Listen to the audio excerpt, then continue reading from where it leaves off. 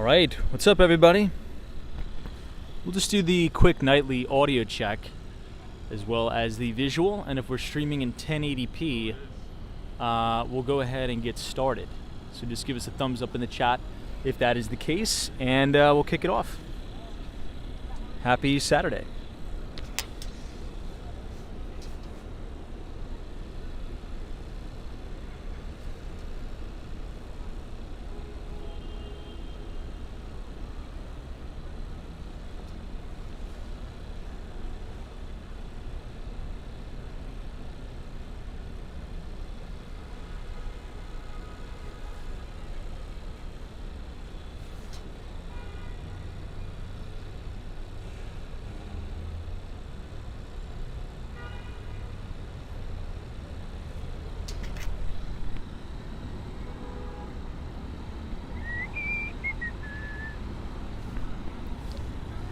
All right, it looks like we are good to go. So good evening, everybody, and welcome back to Walks in Wall Street. Today is December 2nd, Saturday, 2023.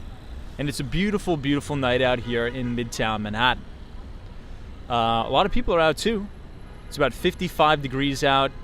I probably shouldn't have worn my winter jacket, but beautiful night. Absolutely, absolutely beautiful, beautiful night here in Manhattan. Now here's what I think I want to do for the stream. Since technically we're on the border of the Upper West Side of Manhattan, we're reporting live from West 60th Street and Broadway. So this is Columbus Circle, right around 59th Street, Columbus Circle. You can see the Jazz Hall at Lincoln Center, which actually is where the New York Times hosted their sort of panel last week, where Elon Musk said what he had to say to Disney's Bob Iger. We've talked about that at length, but since we're up here, let's check out Lincoln Center. We haven't been up there in a while. I think there's gonna be a lot of people up there, a lot of restaurants, and then we will head back down to Central Park South. We'll see the Rockefeller Center Christmas tree again. I think there's gonna be a lot of people out since it's nice. And then we'll finish the stream all the way down at the Hudson Yards. We've only been to the Hudson Yards to see the holiday display one time so far this year. And before I head back to Miami, which is going to be tomorrow. Okay, I just want to let everybody know that. I'm going to be there for about a week, maybe a week and a half. So I want to see that, show all of you the beautiful sights and sounds of the Hudson Yards before we head out. Now, this is something cool too. Look at this. You can see all of the chefs at Jean Georges. This is a Michelin star restaurant that is inside the Trump International Hotel and Tower. So the address is 1 Central Park West. Okay, 1 Central Park West, iconic location. I'm not sure if many of you knew this, but Trump actually used to own the Plaza Hotel, and that address is 1 Central Park South. So you had 1 Central Park South and 1 Central Park West, probably one of the most valuable addresses on the planet right here. There's 3 pieces to the Trump International Hotel and Tower.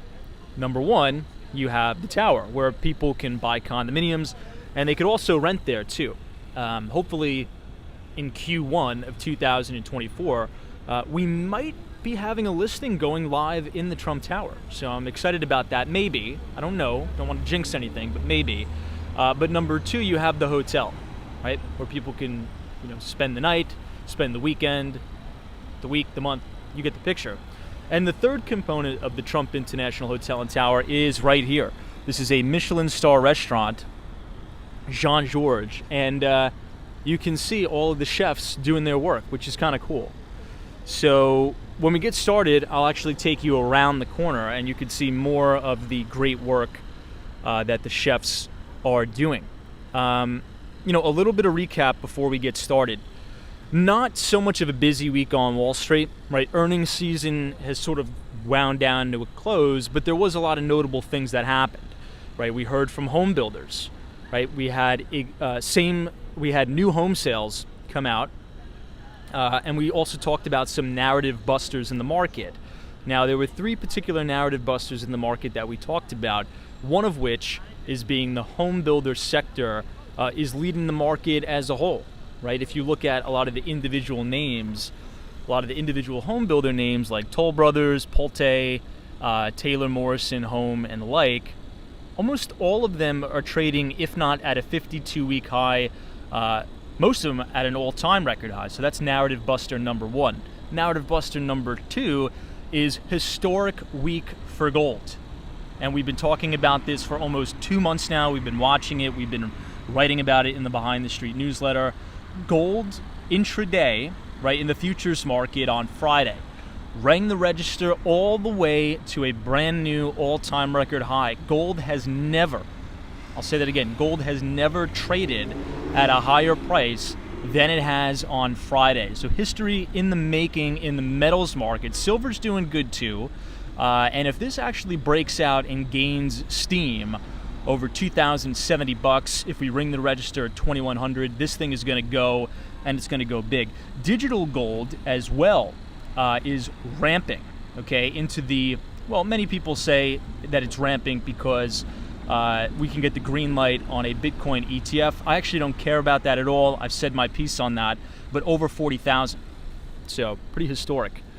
Let's take a quick look, though, at another indice outside of the United States that we've been watching and we've been talking about for quite a bit, and then we'll kick things off here, and that's the Japanese stock market. So I'm going to go ahead and actually take you guys behind the desk here for a moment, and I want to show you something. I think all eyes should be on Japan for 2024, okay? And I'll quickly give you a visual as to why in just a second. Let me just make sure you'll be able to see this. All right, this is Japan, okay? You guys ready? Let's see if this will work. I was trying to charge my gimbal. I totally forgot last night. So this is a visual of the Japanese indice, the 225 indice. Now, as you notice right here, all the way back in March of 1990, right? Really December of 1989. Right now, this was, I mean, I was born in 1995. So this is a long base here, guys. Okay, the Japanese stock market has not reached an all-time record high since late 1980s. And this is carving out probably one of the most extraordinary bases I've ever seen. If we break into new high territories, I'll probably be 150% long Japan in my account. And there's also fundamentals to back this up. We've been talking specifically how a lot of manufacturing capacity is moving away from China, right? Everybody is learning their lesson from the Big C. They don't want a global supply chain crisis again, so you're starting to see diversity. I think Korea is going to be a big beneficiary of that. I think India is going to be a big beneficiary of that, as well as our good friends in Japan, okay? So I'm going to go ahead and close up the laptop. We will get started here, and let's head to Lincoln Center. Oh, by the way, one last thing before we sort of get started here. Thank you all so much. So in the research piece that we send out, the Behind the Street newsletter, ever since we started it back up, it's just been growing exponentially. So we now have over 3,000 readers of our Behind the Street newsletter that we send out every other Thursday after the market closes. So ever since we started that back up, people have been sharing it with friends and family, and I'm so glad you guys are enjoying that. So if you want to subscribe to it, if you haven't already, you can go ahead and scan the QR code on your screen, or you can type !news, NEWS, in the chat, and the Nightbot will drop the link to our Substack where you can subscribe for free. So thank you for that. Appreciate it. Next Thursday, I'm going to be in Miami, but we will still send out the newsletter. There's going to be a major section on emerging markets, which you're not going to want to miss. So as we've been talking about Japan, we're also going to dive into some other emerging markets. We'll be talking about, well, I don't really consider India an emerging market anymore, but there's going to be a big piece on India, so you're not going to want to miss that. All right, let me go ahead and pack up my backpack here, and we will get started. Allow me a moment.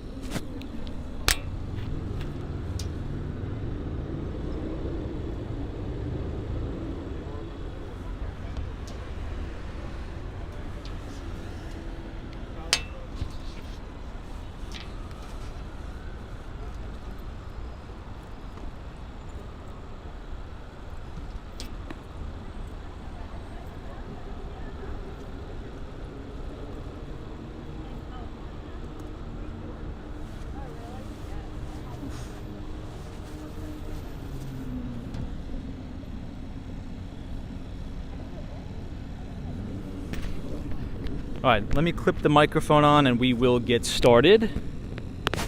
Let's head to Lincoln Center on the Upper West Side of Manhattan. Once again, we are reporting live from 59th Street, Columbus Circle. You can see 15 Central Park West to the north, and we are standing outside Trump Tower. I see Jen Claus is here. What is going on? Matthew says, good evening, Tom. How was your day? My day was fantastic. Let's do one quick pass by the chefs over here.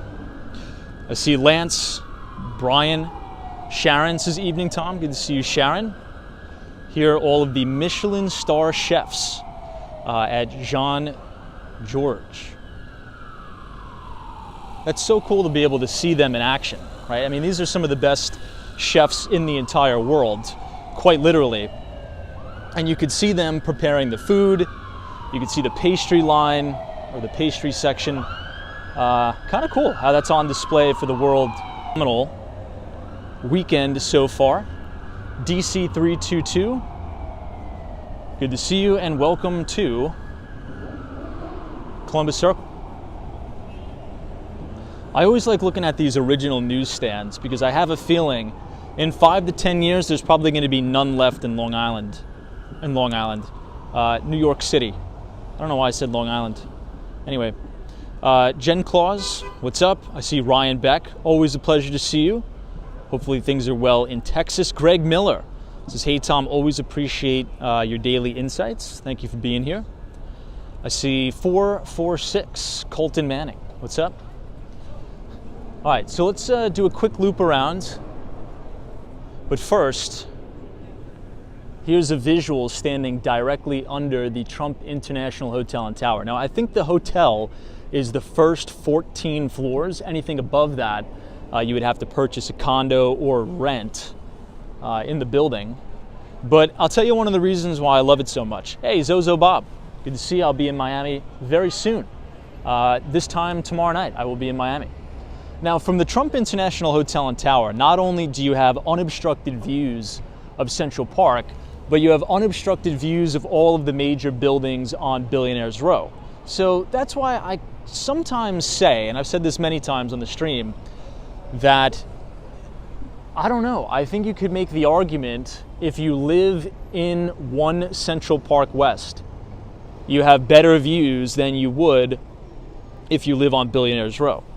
I mean, how cool would it be to be on the 40th floor of this building and you look out your window and you see all of Central Park, but you can pretty much see into all of the apartments of some of the most exclusive buildings in the entire world, which is Central Park Tower, 220 Central Park South, 157, the Steinway Tower, and 432 Park Avenue, which is pretty cool.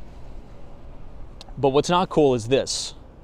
This is going to be the cameras that are going to be taking pictures of New Yorkers just for driving their vehicles south of 60th Street. So not looking forward to that. J49, what is going on? It's always a pleasure to see you. Soho Joe. Jafet Perez is the Bitcoin spike.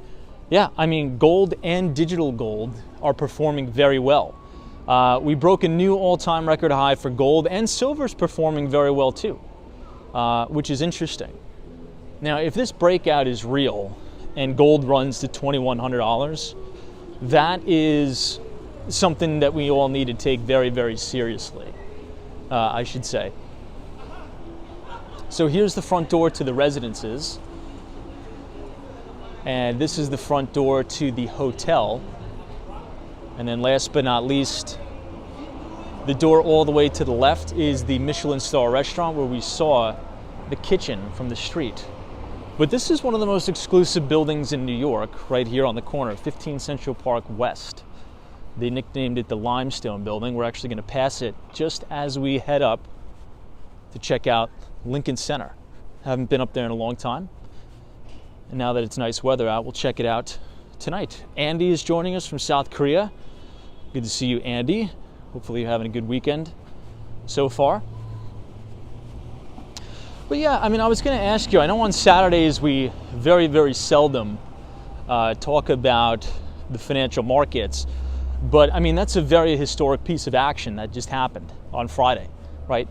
gold trading at an all-time record high. The highest price of gold in all of our lifetimes was Friday after the close. Now, what does this tell us about inflation? Because inflation is coming down, right? CPI is coming down. It's rolling over. Shelter costs are coming down and rolling over, but gold seems to be ramping.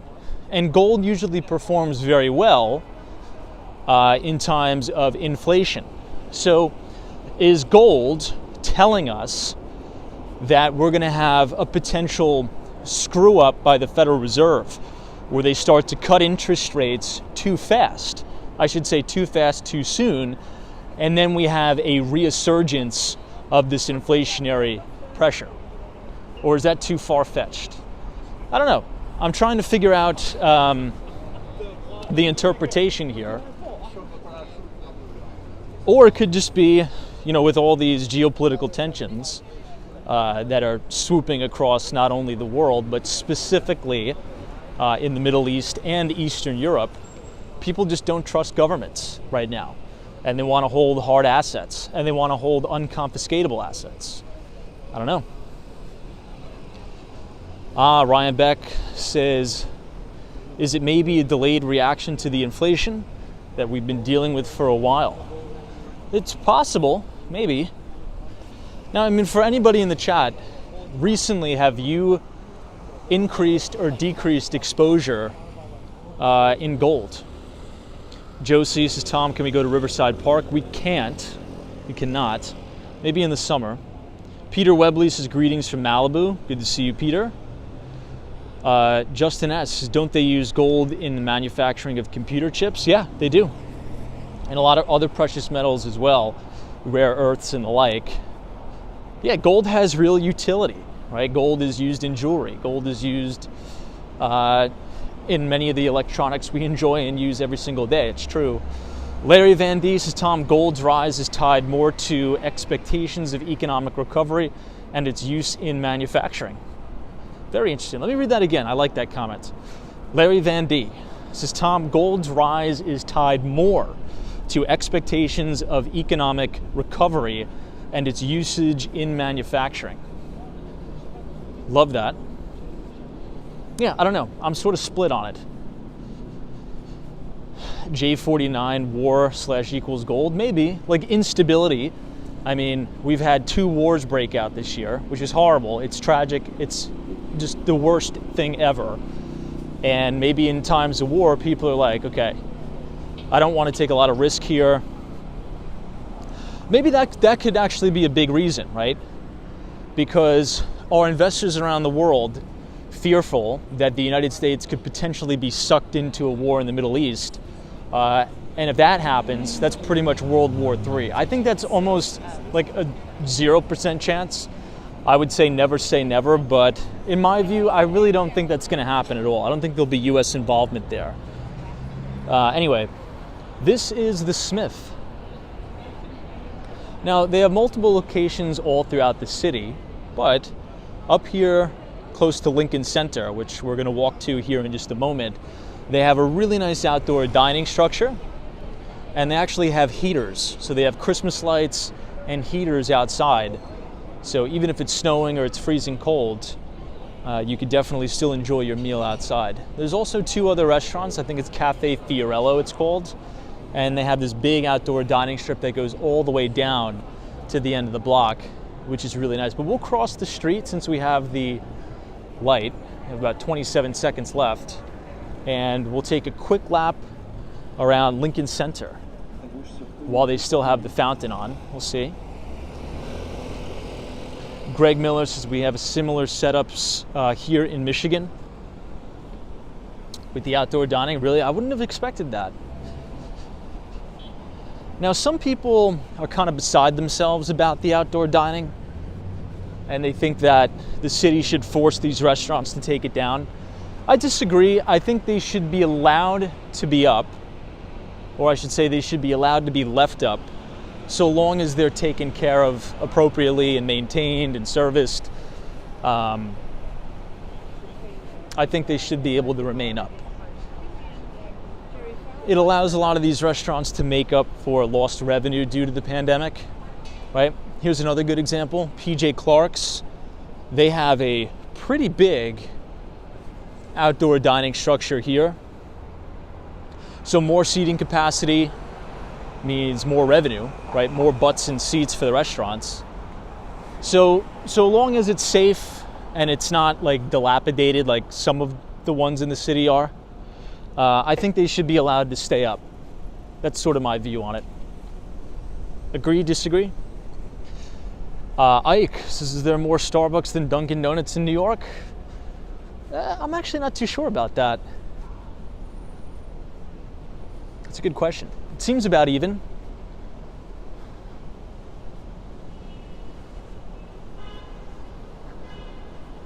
Oh, nice. They still have the fountain on.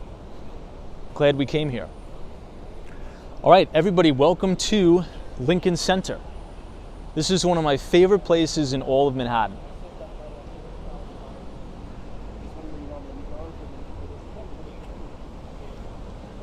What do you guys think of Lincoln Center? Hey, Elliott Wave Review is here. What's up? This is Tom. What are your thoughts on Musk giving the big thumbs or the middle finger to the advertisers like Disney? Yeah, I mean, well, that was actually took place right here, didn't it? Didn't the New York Times host that sort of panel discussion right at the Deutsche Bank Towers, right, the former Time Warner Center?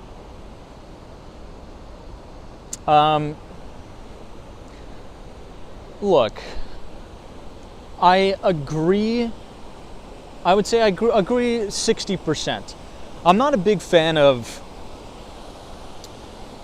you know, people coming on like a big podium like that and kind of like using that language and getting like super frustrated, but I totally understand his frustration 1000%. I totally agree with his message and his premise, but the delivery I kind of disagree with.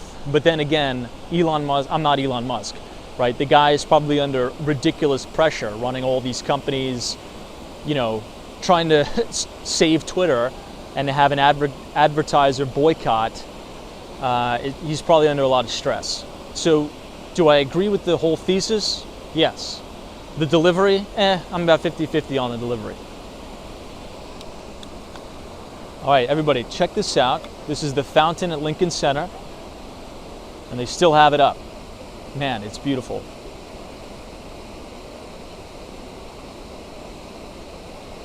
Let me get closer so you guys can hear it.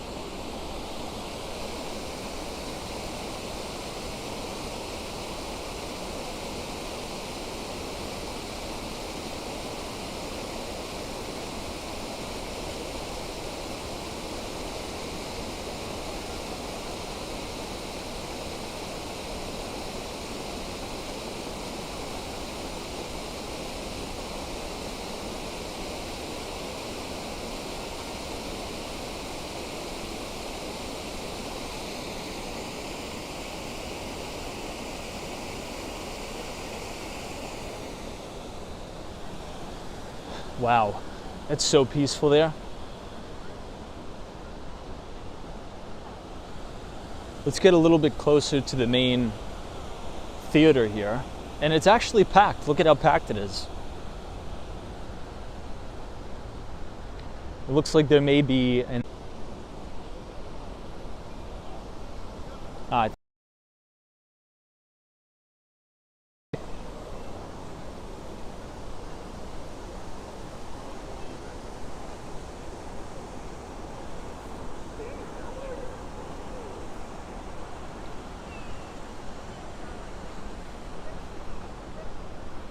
let's head back down to into Midtown.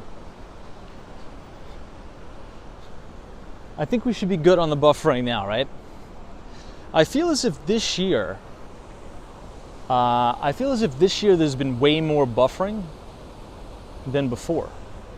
Strange. There never used to be this much buffering, actually.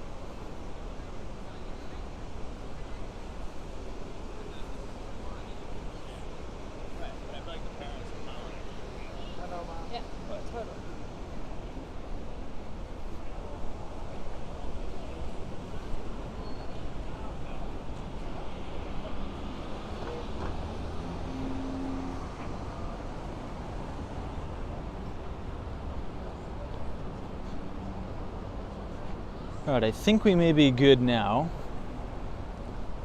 That's strange. Do you guys feel like this year there's more buffering in the city? We used to never buffer like that. Maybe they're working on the network. Hey, Victor, what's up? Good to see you. Buenos noches.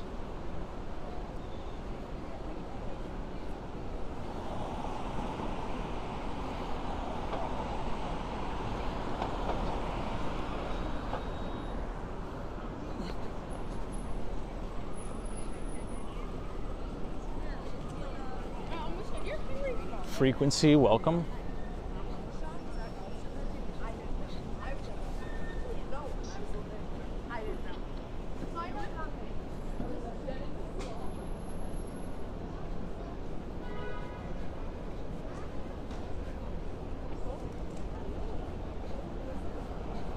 Yeah, running at altitudes. They want me to upgrade to an iPhone 15. Hilarious.